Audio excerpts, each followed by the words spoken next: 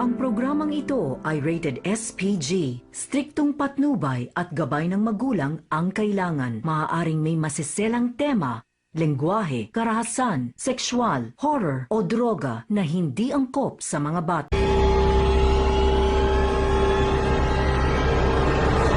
Saiban tungkol sa edukasyon. Ang isa dito ay nagsasabing ang pagkatuturo ng kabataan ang nakapagdudulot ng lagim.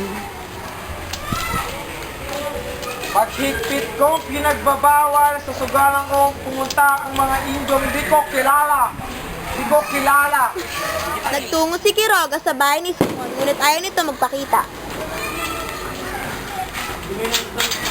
Wala si Simon. Nagtungo naman si Quiroga sa bahay ni Don Custodio, ngunit ganun din. Hindi nakipag-usap dahil naghahanda raw.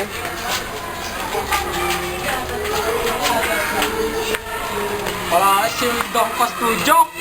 Sunod na pinuntahan ni Quiroga si Bensay. Nakapunta na nga lang kay Bensay. Ngunit pagkakita niya ay nakahanda ang mga baril nito sa pakikipaglaban.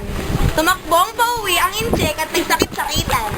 Ba't may Noong hapon ay lalong tumindi ang usapan. Nakipagpulong ang mga estudyante sa mga tulisan sa bundok. Kukunin na raw ng sapilitan ng mga lungsod. May mga barkong aliman pa raw sa daungan.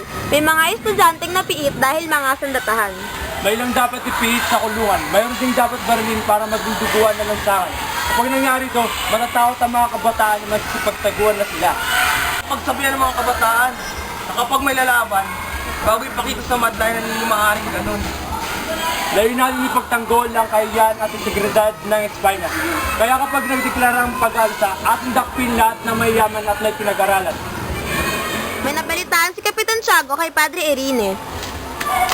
Kapitan Tiago! Kasama sa dinakit si Basilio! Dahil sa sama ng loob ni Kapitan Tiago ay tuloy nito namatay. Ano ka?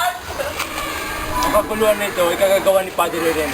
Pero sa tingin ko hindi kagagawa ni Quiroga. Dumating si Placido kasama ang manggagawa ng Kastilyo. Pinaligiran sila ng mga dinatnan. Hindi ko nakausap ang mga bilanggo. Ay mga 30 sila.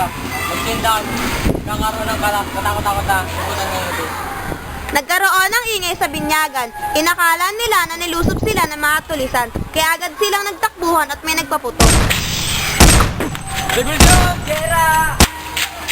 Ano ba rin doon sa Tadeo? Sa Tagpag sa Sagani? Paano naman mapapakasawa ni Paulina? May kutob ako na gawa-gawa lamang to ni Padre Salvi. At dyan po nagtatapos.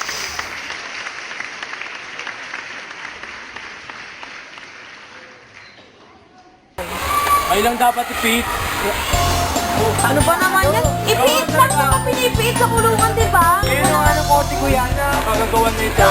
Ay, ang gulo ko pala. Ang iyong talento, nakita mo. Pwedeng sumayaw, umawit, tumula.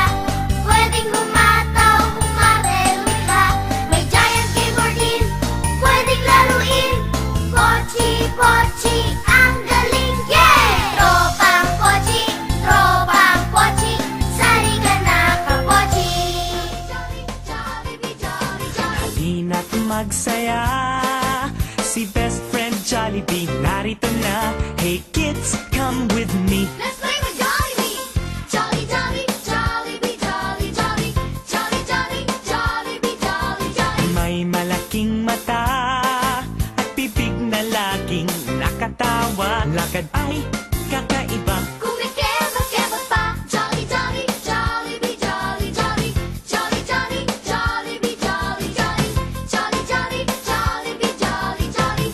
Jolly, jolly, Jollibee, jolly, jolly. Kamay ay ipalakpak.